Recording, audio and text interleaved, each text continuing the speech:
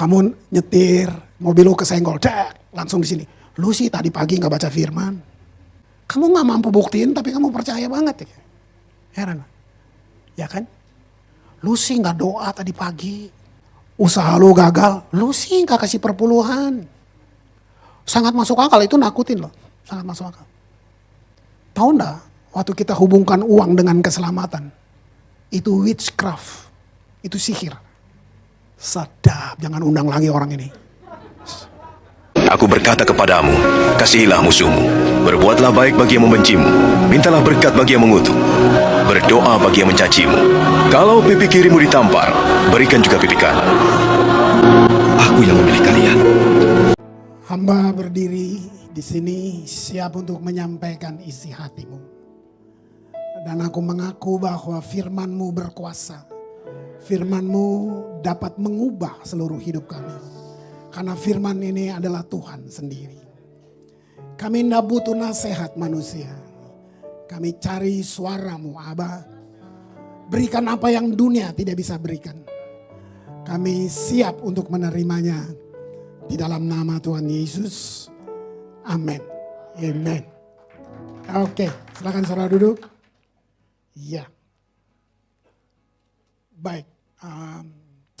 Apa yang seperti menjadi ganjelan dalam hati saya yang saya ingin berbagi buat saudara. Ini cuma beban seorang pengajar, beban. Tahun ini saya 30 tahun mengembalakan di Ambon. Ya, gitu. Jadi bukan hebat, salahnya banyak, ngaconya banyak gitu. Jadi apa ya, distorsi terlalu banyak secara teologis, secara apapun. Jadi saya datang dengan perasaan ini. Jadi masih di pesawat pun saya datang dengan ini ya. Artinya saya nggak tahu sampai kapan. Saya akan terus berbagi buat tubuh Kristus ya. Kemanapun kalau saya pergi. Saya seperti ada hal yang penting banget. Roh Kudus nggak suruh tapi kita bikin atas nama hamba Tuhan lah. Atas nama karena gelar lu sarjana teologi dan semuanya kita sudah angin pengajaran begitu banyak. Begitu banyak. Oke. Saya jelasin dulu. Ini fondasi kalau saudara pegang banget. Kamu akan selamatkan generasimu. Kalau generasimu bicara dari keluargamu aja dulu. Nah, jadi gini. Anak saya cuma 2 dan udah dewasa, udah menikah, udah lama. Tapi saudara tahu mereka pahit. Pahitnya bukan apa? Karena pengajaran. Iya, pengajaran gini. Saya coba mundur 30 tahun nih. Di masa konflik Maluku, 99 sampai 2005. Anak saya masih kecil, 5 SD. Kita luput dari maut berapa kali. Nah kami kayak pengungsi, kita ke Jakarta, lalu kita siapin tempat tinggal, uang, semuanya. Kita tinggal lagi, mereka ke Ambon. Apa yang bikin tindakan seperti itu? Pengajaran. Pengajaran bilang gini, urus Tuhan, nanti Tuhan urus keluarga lo. Kurang ajar gak? Loh, waktu itu kenapa? Saya niru pemimpin dong. Saya niru orang-orang di atas saya dong. Jadi kita seakan-akan mau buat sesuatu untuk Tuhan tuh perlu dibantu. Korbannya ngeri banget. Ngeri banget. Apa yang gak enak dalam hidup? Namanya menyesal. Gak bisa diulang. Anak saya baik-baik. Dia minta ampun. Dia bilang, papa mama jangan sakit. Tapi dia kasih tahu ini isi hati dia. Mama dan papa korbanin kita atas nama pelayanan. Mereka masih kecil. Kamu lihat itu? Wow, saya udah gak merasa, saya akan bikin untuk Tuhan. Nanti Tuhan bela saya. Kalau ada yang paling bodoh dilakukan orang Kristen adalah mencoba menolong Tuhan. Nah, saya perlu ngomong gini, nggak apa-apa, nggak diundang lagi kan, gue pulang habis ini kan, gitu kan, gitu. Gue nggak butuh itu, gitu. Cuma saya mau bilang bahwa, tahu nggak, jemaat itu korban. Semua gereja, jemaatnya cuma korban dari pengajaran-pengajaran yang ngaco itu. Dan saya mendefinisi ulang. Jadi 30 tahun ini, seperti distorsinya banyak. Jadi saya suruh bongkar totally change. Entah dari teologi doa, dari semuanya, dari semua. Kita ndak equip, kita punya orang-orang, kita cuma kasih job. Lalu kita tuntut mereka banyak-banyak. Tapi kita ndak equip mereka sebenarnya. Nah itulah, itu ya. Gitu. Nah, oke, saya mulai kembali tanamkan satu. Kita merusak gambar Tuhan dalam banyak segi. Ya. Kamu ajar anak-anakmu dari kecil, guru sekolah minggu lah, apalah, ya kan? Coba waktu kamu kecil, ayo doa sayang, doa, tutup mata ya, nanti Tuhan marah. Yang bilang siapa? Siapa yang bilang? Tapi tahu enggak, anakmu kecil sudah tertanam di sini, Tuhan tuh marah. Kamu kira biasa itu? Lama-lama dia jadi belief system. Jangan main-main. Jangan main-main. Itu yang saya bilang distorsi. Itu korban dari salah ngajar di sekolah minggu. Dari salah ngajar. Kamu kira biasa? Dia sudah tanam. Tuhan itu marah. Kamu nyetir, mobil lu kesenggol, langsung di sini. Lu sih tadi pagi nggak baca firman. Bener? Kamu nggak mampu buktiin, tapi kamu percaya banget ya. Heran, ya kan? Lu sih nggak doa tadi pagi. Usaha lu gagal, lu sih nggak kasih perpuluhan. Sangat masuk akal, itu nakutin loh. Sangat masuk akal. Tahu enggak, waktu kita hubungkan uang dengan keselamatan, itu witchcraft. Itu sihir. Sadap, jangan undang lagi orang ini. Keren banget. Saudara, lebih dari 15 tahun, saya ngambil kolektor di Ambon. Pandemi 2 tahun, kamu kira enak. Puji Tuhan, kami terpelihara. Gak ada kebaktian, gak ada persembahan. Saya gak asal ngomong. Saya bilang, pertobatan itu, saya totally change semua teologi saya. Siapa sih Tuhan sebenarnya? Ini dia, apa musuh daripada Roh Kudus? Religion. Religi dari kata to bind, mengikat. Ngeri banget. Kita turunin derajat Tuhan sama kayak bos-bos mafia, sederajat. Kalau lu gak kebayar ruang keamanan, gue bakar rumah lo. Itu jadi belief system yang saya bilang. Jadi kita, gini, kamu taat karena takut. Kamu bukan taat karena kamu kenal dia, karena kamu percaya dia, karena kamu mengasihinya, karena takut. Jadi gereja pakai ketakutan untuk bawa orang taat. Ngeri gak? Berapa puluh tahun. Semua kamu bikin karena takut. Kerennya di mana Tuhan yang kayak gitu? Kamu bayangin kamu punya Tuhan yang tiap hari bawa rotan gitu. Gak doa pagi, COVID. Lu mau gitu? Tapi kan lu bikin, tapi kan kamu hidupin. Kamu korban dari pengajaran. Wah, saya menghabisi 4 tahun cuman untuk duduk dan menangis gitu, dalam pengajaran itu. Nah, tentu saya di depan jemaat, tentu saya bilang, ada banyak yang saya ngajar, puji Tuhan, ada anugerah kalian dah kabur dari gereja ini, kita akan mulai yang benar. Kita rubah fondasi kita. Teologi doa kita ngaco. Kamu kayak mau ngatur Tuhan lewat doa. Kalau saya bilang doa, apa di bayangan kamu?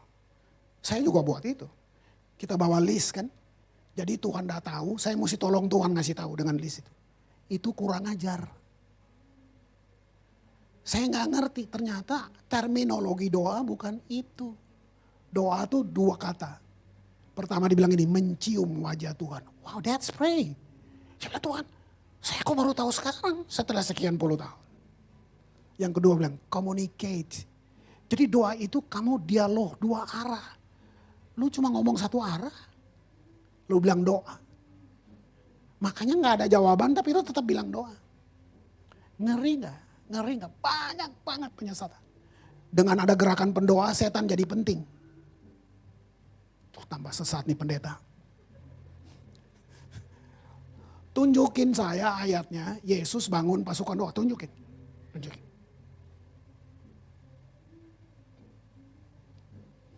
Yesus gak pernah bilang gini, besok kumpul ya, saya mau ajarin doa. No. Dia berdoa aja. Murid-murid nonton. Terus mereka bilang gini, kok beda ya sama kita ya? Kok gak sama ya? Nah, mereka yang datang, guru, ajarin dong. Baca Matius 5 dong. Ajarin dong guru. Nah, terus Yesus kumpul. Nah, kamu tahu Matius 5 dibuka dengan apa? Yesus bilang, kalau doa, ya tuh, gini, jangan kayak orang munafik. Artinya, hobi orang munafik berdoa. Nah, lu tanya diri lu, kalau lu doa, lu di kelompoknya munafik atau yang mana? Itu lah, gitu. Loh, Yesus yang ngomong, bukan jangan kayak orang munafik. Doanya panjang-panjang. Lu kira Tuhan orang Solo mesti baca puisi dulu gitu kan? Nah gitu. Nah ini dia. Nah saya ngomong ini, saya praktikal yang kayak gini nih. Kita bikin banyak hal di Ambon. Kita ngatur Tuhan. Kamu lihat gak bodoh banget. Kamu pikir, coba kamu doain Jakarta seakan-akan lu lebih sayang Jakarta dibandingin Tuhan. Itu bohong. Lu bukan sayang Jakarta, lu takut mati. Kamu lihat gak? Kamu lihat gak munafik dalam semua, dalam segala. Wah, itu doa, belum worshipnya, belum semuanya. Kamu lihat. Penyembahan tanpa kamu kenal dia, itu lampu tanpa minyak. Kamu cuma beragama aja, ritual yang kita buat. Spiritnya yatim piatu. Kita kayak ngemis datang ke Tuhan. Kalau jemaatnya yatim piatu, berarti gerejanya panti asuhan. Jadi gereja tuh panti asuhan yang tersebar di mana-mana. Makanya gak berubah kota ini. Gak berubah. Wow. Oke, saya bicara tentang apa yang di Ambon ya. Jadi saya tidak sedang judging kalian. No. Cuman saya trigger kamu supaya ayo. Jangan asal dengar pengajaran. Kalian butuh komunitas yang sehat. Jadilah komunitas yang sehat. Gitu. Jangan asal terima. Gitu. Gak ada superstar dalam kerajaan Allah. No. Saya bertobat. Gak ada anak emas. Bapak kan hamba Tuhan. Lalu lu hamba siapa? Kamu sadar gak kamu juga hamba Tuhan? Apa beda saya dan kamu? Hanya beda di fungsi. Di mata Tuhan kita sama. Yang bikin KKR di lapangan kesembuhan ilahi nggak lebih hebat dari ibu-ibu yang bawa sembako ke panti asuhan. Enggak. Di mata Tuhan loh. Di mata manusia beda. Di mata Tuhan no. Kita berharga sama di mata. Emang Yesus mati kasih darahnya setetes buat lu, buat gue lebih banyak. Kamu lihat gak? Kamu korban dari banyak pengajaran. Nah, di sini saya mau kirim kamu bahwa semua ketaatan kita bukan karena ketakutan. Kamu gak kenal dia. Sadis. Kita menghina Tuhan itu menakutkan selama ini. Kita merusak gambarnya. Saya mau bilang ini bahwa seluruh kehidupan Kristen kita adalah dinamika kasih yang bergerak dari dalam. Kamu gak punya ide untuk datang ke Tuhan. No. Kita terima warisan Adam, dosa. Apa warisannya? Mati. Titik. Kamu gak bisa bayar dengan apapun. Jangan coba-coba. Perbuatan? No. Gak bisa. Jangan coba-coba. Mau puasa apa? Mau juduk-juduk kepala di tembok? No. Apa yang Yesus buat untuk saudara dan saya? Sampai kita diterima. Tangkap ini. Dia bukan mati buat kamu. Dia bukan mati buat Kris Manusama. Dia mati sebagai Kris. Dia mati sebagai kamu. Wow. Waktu saya ngerti ini, gak usah disuruh gue nyembah Tuhan. Nah, WL yang cacat itu yang suruh-suruh orang. Penyembahan gak bisa disuruh. Teologiamu cacat. Worship bukan repetisi. Worship itu fresh.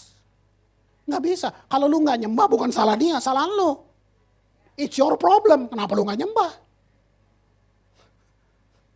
Tapi kita buat jemaat jadi audience. Itu aja udah cacat. Sorga yang jadi audience. Sorga nonton penyembahan di bumi. Kita bikin acara. Worship leader bukan motivator. itu udah cacat. Jadi artinya gini, memang kamu gak melengkapi diri secara teolog, secara semuanya. Nah ini semua bikin kacau tambah besar kacau. Jadi kamu sedang kayak pengemis, berusaha, gak bisa. Saya mulai di perjanjian lama kalau kamu lihat. Kalau kamu berdosa, kamu mesti datang dengan domba, kambing. Kalau lu miskin bawa merpati. Kamu datang ke imam besar, kamu bawa domba. Pelajari perjanjian lama. Sampai di depan imam, kamu dikonseling gak?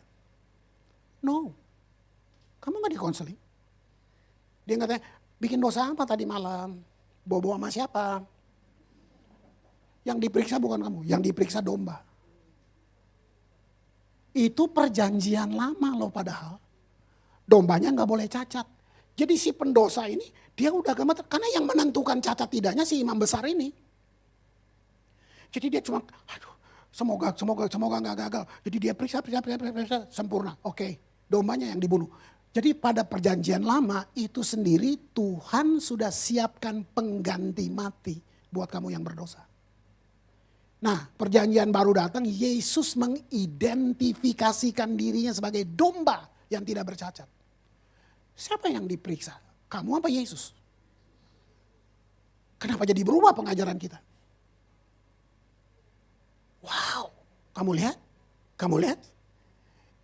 Kristus sudah mati selagi kamu dalam dosa. Selagi lu gak suka Tuhan. Lu gak butuh dia. Dia mati buat kamu. Kamu lihat gak? Waktu kamu ngerti posisi kamu beda. Jadi kita krisisnya identitas. Kita gak tahu siapa kita di dalam Tuhan. Kita gak tahu. Kita kalah. Kita gak tahu itu. Nah ini musuhnya yang saya sebut dengan agama. Gitu. Agama sedang bilang, kamu harus ambil langkah-langkah, 2-3 langkah sebelum Tuhan mengasihi kamu. Puluhan tahun kamu dididik kayak gini. Wow. Saya ngajar tentang memberi, tapi saya nggak tagih. Kalau lu nggak ngerti nggak apa-apa. Saya siapa? Jadi saya kayak, kenapa beri? Apa tuh perpuluhan? Saya ajar. Tuhan pakai uang, apa? Tuhan bicara uang di Alkitab, apa Tuhan bilang? Benih. Tuhan gak cetak duit, makanya kalau lu minta duit dia yang bingung. Dia gak cetak duit. Emang Tuhan janji duit? Bacalah, makanya lu gak baca dengar khotbah 4 jam tapi gak apa. Ngapain? Pulang tetap kalah. Dia janji kamu kuasa, bukan duit. Hebat gak? Harusnya kamu hebat sekali. Orang percaya itu hebat banget. Bayangin. Lalu dia bilang, jadi dia ngajar, waktu dia ajar kita tabur benih, Tuhan sedang ajar kamu hidup dengan satu sistem ekonomi sorga. Nah jadi bilang jadi, waktu kamu tabur itu hukum. Nggak usah teriak-teriak, jangan kayak pengemis. Nggak usah teriak, sorga tanggung jawab kasih makan lo. Nggak usah, nggak usah teriak. Gitu. Ya.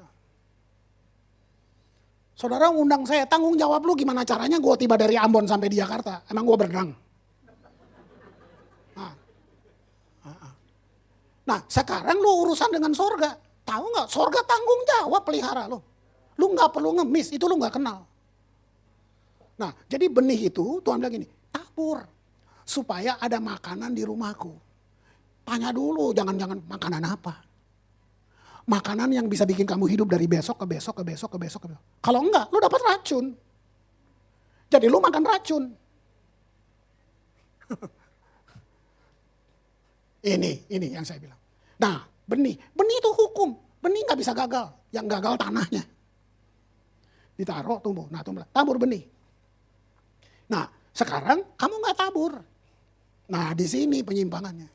Dihubungin dengan neraka lah. Segala macam lah, hukuman lah gitu. Karena lu gak tabur. Nah sekarang kamu gak tabur benih, musim kering datang. Terus ke Tuhan, Tuhan saya lapar. Terus Tuhan jitak-jitak kamu? Enggak, pendeta yang jitak lu, Tuhan enggak. Tuhan bilang apa? Roh Kudus bilang apa? Sorry kekasihku, kamu gak tabur, saya gak mungkin melanggar apa yang saya ajar. No judging. Nggak ada. Loh. Dia cuma bilang gini, kamu gak tabur. Jadi saya gak mungkin demi kamu saya langgar peraturan yang ini. Yang saya buat sendiri. Nah pertanyaannya gini, lu selamat gak? Selamat, cuman lapar.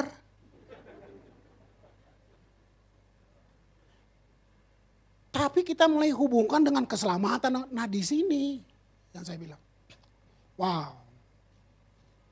1 Yohanes 4 ayat 19. Oke. Kita mengasihi Allah. Lihat, karena Allah lebih dahulu mengasihi kita. Aduh. Dengar baik. Di kata satu ini, yang kamu ngerti apa? Tuhan punya sifat kasih. Berarti ada batasnya dong. Ada takarannya dong. Ya. Atau dia adalah kasih. Nah. Goyang kan? Jadi kasih itu bukan hanya sifat. Kasih itu person. Pribadi. Dia nggak bisa berhenti mengasihi kamu karena kamu bikin dosa. Kamu yang berhenti. Nah, lihat tipuannya. Kan saya bikin dosa. Iya, bikin dosa lu. Tapi Tuhan nggak berhenti mengasihi lu. Dia adalah kasih. Berarti enak dong saya bisa bikin dosa. Kampungan lo. Gua ngomong kemana, lu tafsirnya kemana. Nah. Coba. Hanya karena kamu bikin dosa, terus Allah berhenti mengasihi kamu 5 menit, berarti dia berhenti jadi Tuhan 5 menit. Kamu bisa lihat gak tipuan di sini? Setiap pengertian ini saya cuma duduk naik Tuhan. Saya menyembahmu, jangan, gak ada yang paksa. Mari berdiri, itu ritual.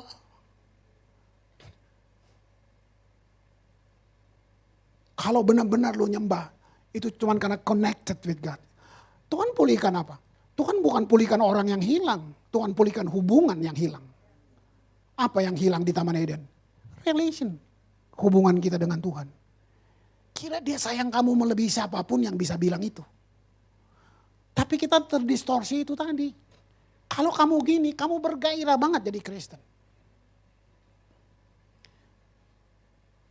Wah. Enggak apa-apa. Mungkin ini dia ganggu kamu nggak gitu. Jadi sudah, nggak usah dipanggil lagi, gampang aja kan? Gitu. Mari saya bilang. Bahkan setelah keselamatan, saya mau kasih tahu, kasih masih terus mengejar saudara dan saya. Kalau kamu suka research, baca, ini jurnalis top dunia banget, Philip Yancey. Dia riset semua perbandingan agama, dia riset semua. Dari semuanya, dia bilang ini yang membuat kekristenan sangat menonjol. Cuma di kisah prodigal son, Lukas 15, anak yang hilang. Gak ada kisah ini dimanapun, di kepercayaan apapun. Nah itu kan bukan kejadian sungguh, itu perumpamaan yang cerita Yesus. Jadi Yesus datang ke dunia, dia dengar para Farisi ngajar, dia shock. Loh, kok mereka bilang Tuhan kayak gini? Nggak gini Bapak saya? Gitu. Nah, lalu dia mulai bikin perumpamaan. Ada seorang bapak, punya anak, kurang ajar banget ya anak. Gue belum mati dia udah minta warisan. Pergi foya-foya, pelacur semua, sampai lapar, sampai semua. Tahu nggak dia balik? Bukan mau bertobat, karena lapar. Baliknya bukan karena menyesal, lapar. Lalu kalau kamu baca di Lukas 15, dia kepengen bangun hubungan kerja. Jadikan aku salah seorang upahan di rumahmu. Anak pengen bangunnya gitu. Kalau kamu baca Lukas 15, gila ini kisah gak ada dimanapun. Dalam perbandingan, semua ngalak, kalah di kisah. Bapaknya bilang apa? Bapaknya potong semua ucapan dia. Bikin pesta, kasih sepatu, kasih cincin. Gila. Itu Yesus, dia sedang counter itu cerita-cerita para Farisi ahli Taurat yang bilang Tuhan tuh begini, kalau kamu gak begini, dia begini, dia begini, dia begini. Wow, saya dulu bilang Tuhan, kita buta ya, kita baca ini lama kok, dengar khotbah juga banyak tentang ini. Tapi kenapa kita baru tahu sekarang? Sadis loh. Lu salah, lu tadi pasti gak saat teduh ya. Ngajar. Saya ketemu yang gitu saudara, dan curhat-curhat nangis. Pendetanya bilang, cawan kamu udah gak penuh jadi kamu gak bisa pelayan. Kok lu yang nentuin penuh enggaknya? Sadis kan, kamu lihat gak gereja? Udah kayak kantor pengadilan banget. Ngeri banget. Ngeri banget. Ngeri banget. Ngeri banget. Nah, apa kasih karunia? Di terjemahan gini, kemampuan ilahi. Saya tanya, kamu bisa kudus nggak? Mau coba? Lu baru turun dari menara doa jadi kayak neraka. Coba maki-maki lu punya supir. Lu punya karyawan. Kamu bisa benar? Kamu dibenarkan. Kamu gak bisa kudus. Kamu dikuduskan. Kalau ada usaha kita gak perlu Tuhan. Coba pikir, yang punya langit, bumi, laut beserta isinya. Mati buat kamu. Ternyata masih gagal. Ngapain mati dong? Kira ngapain? Kamu lebih pintar dari mereka gitu. Kamu lebih hebat dari Rasul Paulus gitu. Kenapa lu bikin banyak aturan sih? Ini saya sedang gampar diri saya. Kalau saya cerita dari tadi bagaimana saya merubah semuanya. Untuk ribuan orang gerbong ini yang gak akan hancur gara-gara salah pengajaran. Wow. Oke, sekarang kamu bikin salah. Bikin dosa, jangan bilang salah. Terus dia bilang, Tuhan ampun. Saya mau tanya kamu, saya mau coba. Menurut kamu pengampunan datangnya kapan? Lu goyangkan. Secepat tuh tarik napas. Cuman pendeta yang bilang besok balik lagi.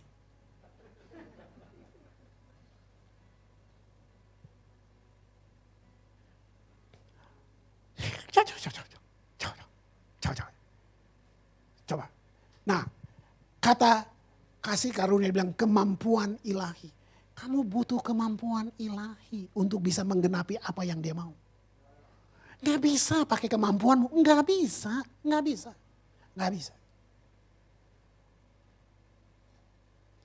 Tadi saya ngobrol, kita ngobrol sama ini kisah saya.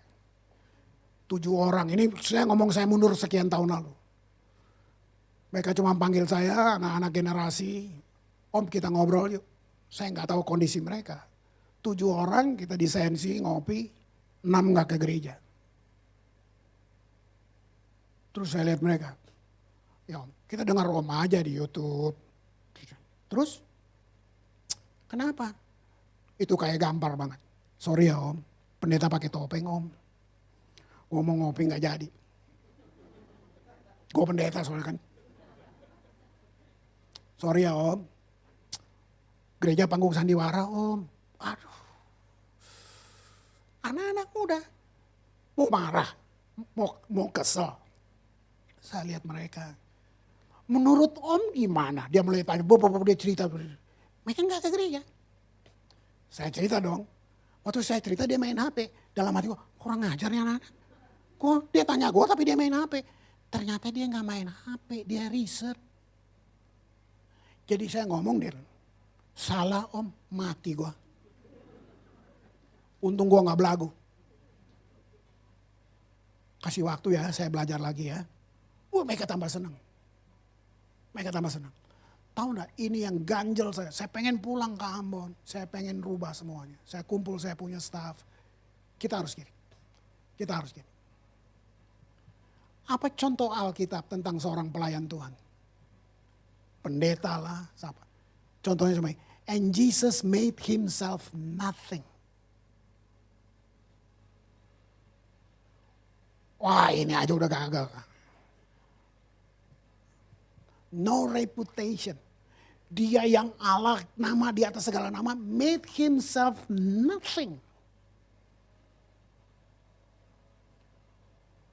Wah, pandemi sebenarnya masa pemurnian, bukan hukuman. Hanya gereja yang siap dimurnikan akan berjalan dalam kemenangan. Wah, Roma 8 ayat 32. Ia yang tidak menyayangkan anaknya sendiri. Lihat. Coba. Tetapi yang menyerahkannya bagi kita semua. Bagaimana mungkin ia tidak mengaruniakan segala sesuatu kepada kita bersama-sama dengan dia? Coba. Waktu saya ngerti ini saudara, nih dia bilang, kasih karunia nih saya jelasin. Ini jadikan mimbar ini standar ya. Saya, saudara, ini standar kita. Kita berdiri sini.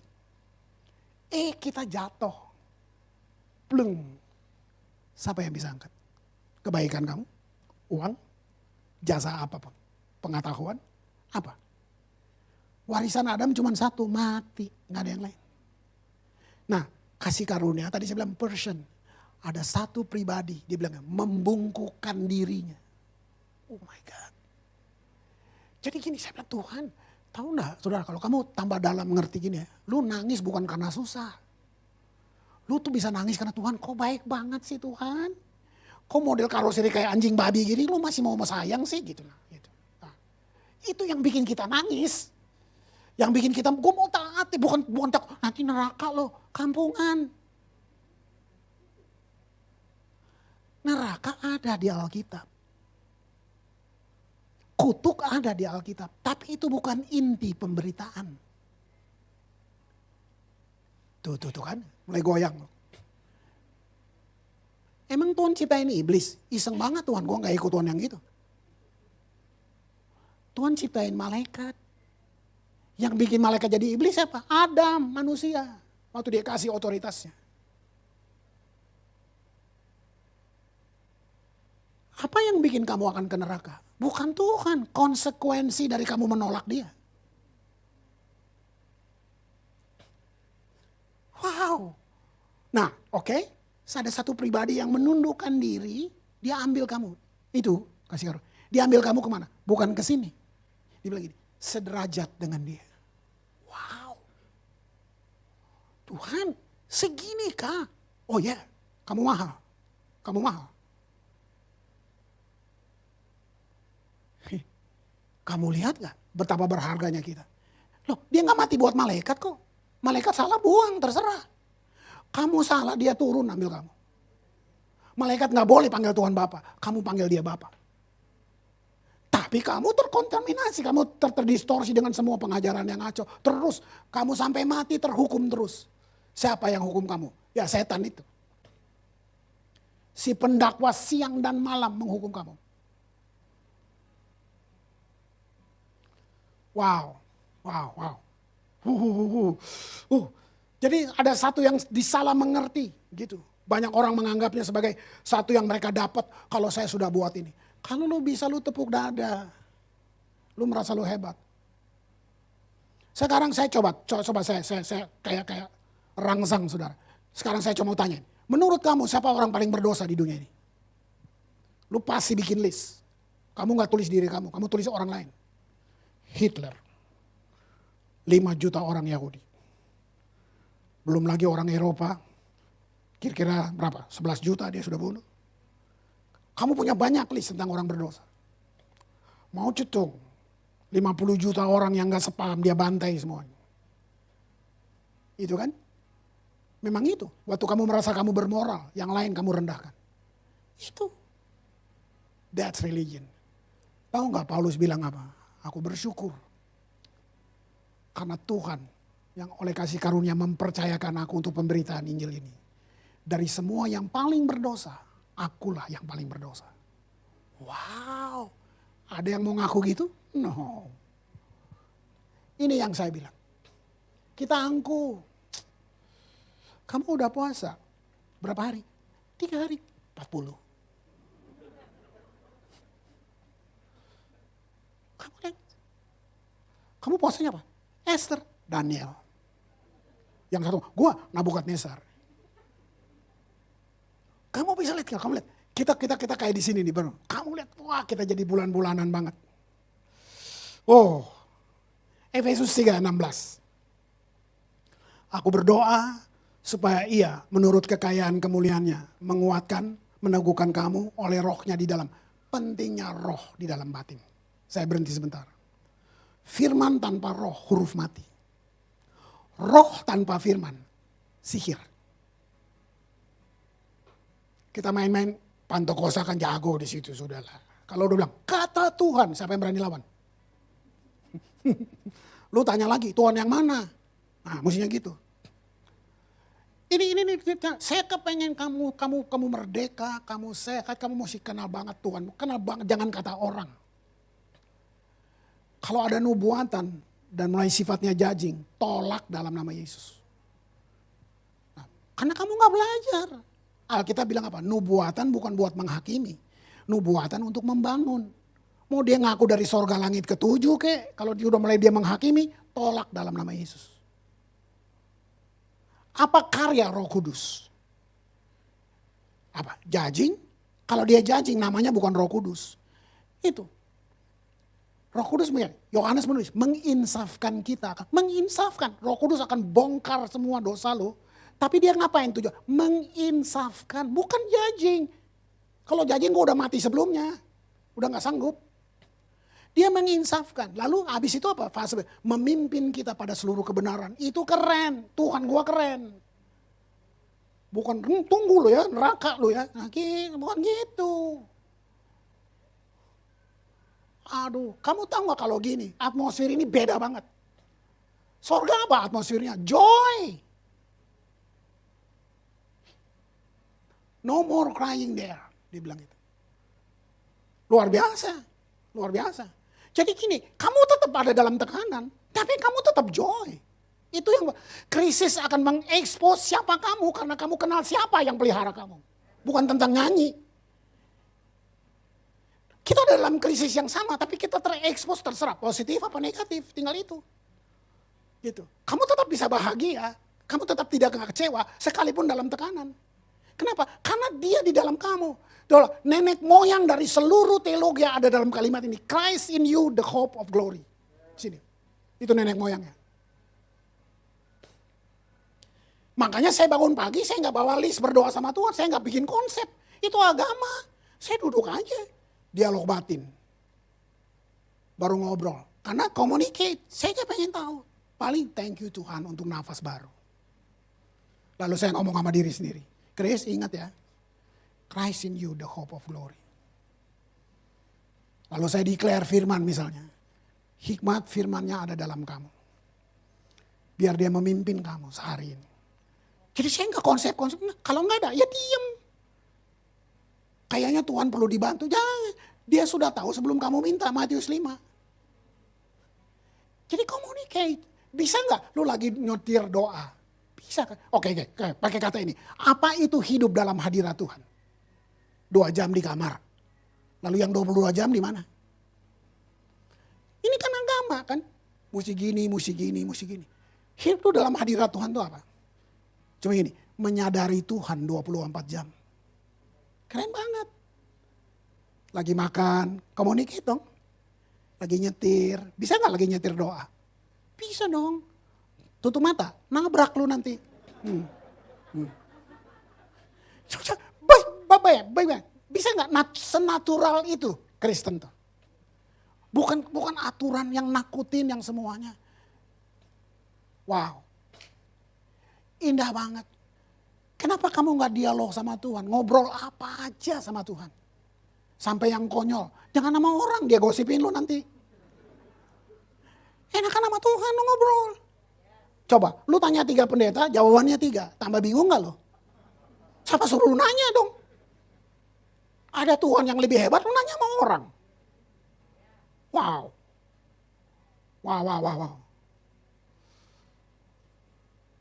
Lihat, ayat 19 Efesus 3. Dapat mengenal kasih sekalipun melampaui segala pengetahuan. Lihat itu. Wow. Aku berdoa supaya kamu dipenuhi dalam seluruh kepenuhan Allah. Itu seluruh kepenuhan Allah. Bukan angku, saudara. Ingin kenal Allah tuh bukan sombong. Aduh. Loh, saya nggak doa minta urapan. Yang diurapi diam di sini.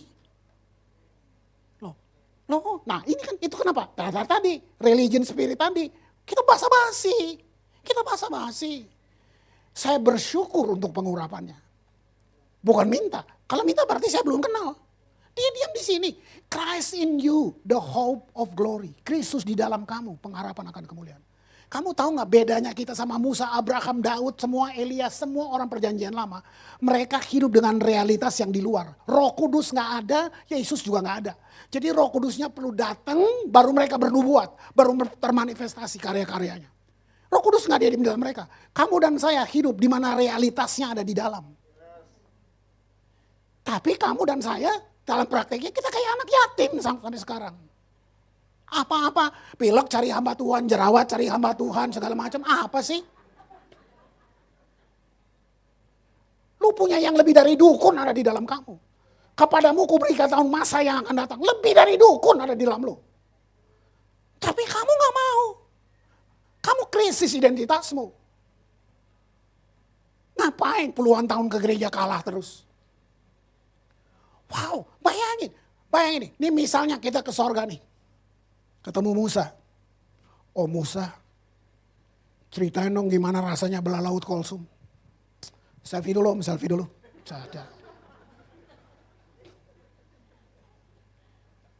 Ketemu Daud kan. Waduh gimana tuh, waduh hebat banget lu bisa bunuh Goliat. Cerita, kamu suruh mereka rasanya apa? Elia, bagaimana lu turunin api, tolong ceritain.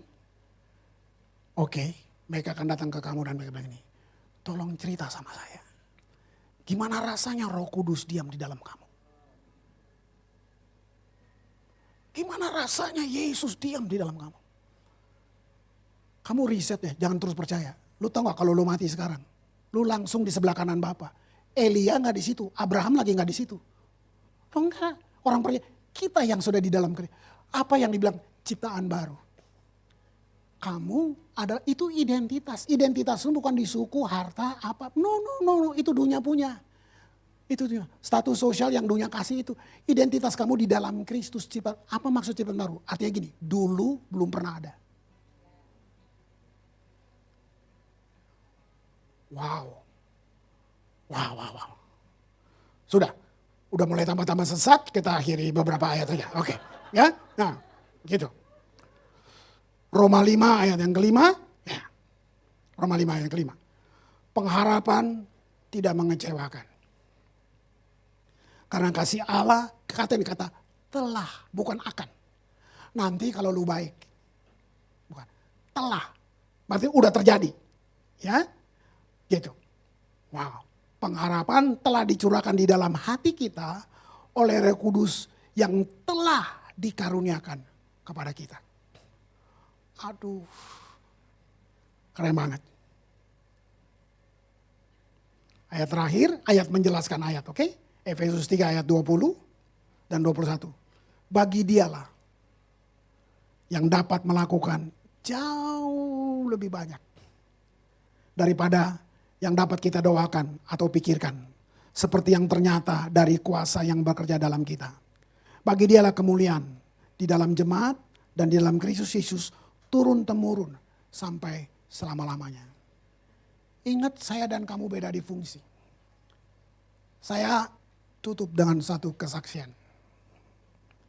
Sama, saya selalu suka cerita kebodohan itu.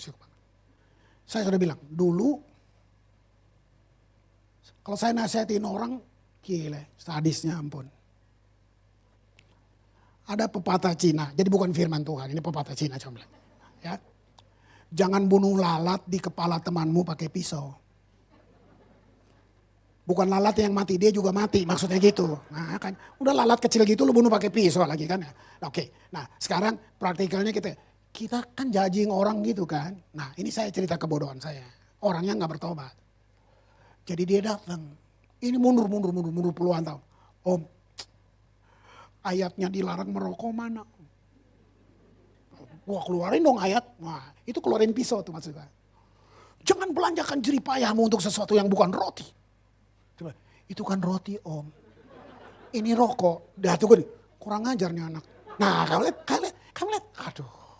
Mulai lama-lama bukan nasihat, ngamuk-ngamuk. Gimana orang mau bertobat? Kamu tahu nggak? Tuhan itu desain tubuh manusia ada maksudnya semuanya. Kalau dia desain lu buat isap rokok, pasti dia bikin knalpot di kepala lu. Pergi lu sana, gua usir dia. Yang nggak bertobat lah saudara. Kenapa? Karena kesel nggak bisa jawab. Nah, kamu lihat. Nah, Kita pakai semua ayat. Nah itu. Kamu nih, oke, sorry. Apa? Pernikahan. Apa semua kesulitan? Uji yang saya bilang. Kamu gak butuh nasihat, kamu tahu kok. Kamu butuh keajaiban. Oke, lu udah tahu, gak boleh bercerai. Lu tahu, tapi apa? Udah benci, mau apa? Udah gak mempan, nasihat apapun gak mempan. Kamu butuh keajaiban. Itu yang cuma bisa rubah kamu. Nah, saya ketemu ada anak muda. Datang ke saya.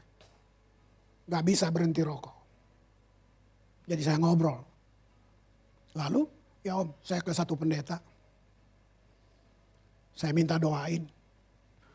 Pak, doain supaya saya bisa berhenti rokok. Terus saya tanya, lalu? Saya bilang, kata pendetanya, memang gak bisa berhenti, ngerokok aja terus. Kok dalam hati? Ini pendeta sesat nih. Terus gue lihat ya, lalu kamu bikin apa? Iya om, tapi pendetanya bilang gini, bisa gak setiap kali kamu rokok, kamu doa dulu. Nah loh, gue pengen tahu, dia bilangnya gimana? Bilang aja gini, Tuhan, saya pengen berhenti. Saya gak bisa. Kamu bisa bikin saya berhenti. Itu kira puluhan tahun. Kenapa gua gak sesimpel ini ya? Kenapa gua ada 20 ayat lah segala macam. Kasih buku lah segala. Cuma buat rokok sebatang doang bayang. Dia ngomong gitu, iya om. Kamu bilang dong sama Tuhan. Saya pengen berhenti Tuhan. Tapi saya gak bisa. Kamu bisa bikin saya berhenti. Terus, tapi saya ngerokok terus om. Terus sebulan. Tahu nggak? Pas sebulan dia lagi ngerokok, muntah karena cium bajunya, bau asap itu. Detik itu dia berhenti rokok sampai sekarang. Makanya saya bilang, kita coba mau tolong Tuhan. Kita pikir Tuhan gagal. Wah kalau saya lihat ini, saya bilang Tuhan. Kita mengecilkan Tuhan, kita gede-gedein musuh. Apalagi khotbah-khotbah akhir zaman, nakutin. Lu baca dong Wahyu, semua materai yang buka dia. Kok lu takut? Materai 1, Yesus yang buka. Yang buka Yesus. Artinya gini, siapa yang pegang kendali? Yesus lah. Kok lu ketakutan? Lu gak kenal dia. Ayo tim worship. Gitu. Jadi kalian gak boleh tertuduh ya. Coba lagu apa, lihat kebunku penuh dengan bunga kayak apa kayak. Bisa nggak kalian lihat ini keluargamu? Lalu apa yang kalian akan buat? Saling membangun. Mafia kompak, orang Kristen nggak kompak, gimana sih? Aduh. Iya dong. Kalau teman lu salah bukan nasihat, peluk aja, diam aja. Mau nangis, nggak usah. Dia udah tahu. Benar-benar. Nah saya nggak basa-basi. Who knows? Saya nggak tahu. Sekarang saya kelihatannya biasa ngomong. 2, 3, 5 tahun di depan ada orang yang paling berarti untuk bangsa ini sedang duduk di sini. I don't know. Tuhan kamu terlalu hebat. Oke. Bapak, hamba berhenti berbicara. Tapi Tuhan tidak berhenti berbicara buat kami. Engkau sayang anak-anakmu di sini lebih daripada siapapun yang bisa bilang itu. Tuhan tidak iseng-iseng membangun jemaat ini. Tuhan tidak coba-coba dengan semua orang yang ada di sini. Tuhan, semua orang boleh datang bilang apa aja. Kami mau sekarang mendengar Tuhan. Kirim orang-orang yang tepat tempat ini Tuhan.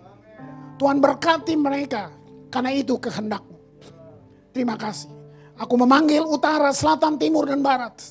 Aku manggil berkat samudra raya, berkat embun pagi, berkat keturunan Abraham, Ishak dan Yakub. Tidak ada penghakiman, tidak ada condemnation, tidak. Yang ada keinsafan, yang ada kesadaran akan kasih Tuhan yang besar. Terima kasih, terima kasih. Engkau tidak memperhitungkan apa yang kami buat. Sejauh timur dari barat telah dipisahkannya. Bapa, dengar hai musuh, kamu penipu. Kamu tidak punya hak untuk merampas apa yang Tuhan sudah taruh di dalam hidup kami. Kami lebih dari pemenang. Kami ada di posisi pemenang. Kami bukan berperang untuk menang, tapi kami berperang dari kemenangan pada kemenangan. Terima kasih Bapa. Dalam nama Yesus yang berjanji pintalah dalam namaku, maka aku akan memberinya. Amin. Ya. Aku berkata kepadamu, kasihilah musuhmu, berbuatlah baik bagi yang membencimu, mintalah berkat bagi yang mengutuk, berdoa bagi yang mencacimu. Kalau pipi kirimu ditampar, berikan juga pipi kanan. Aku yang memilih kalian.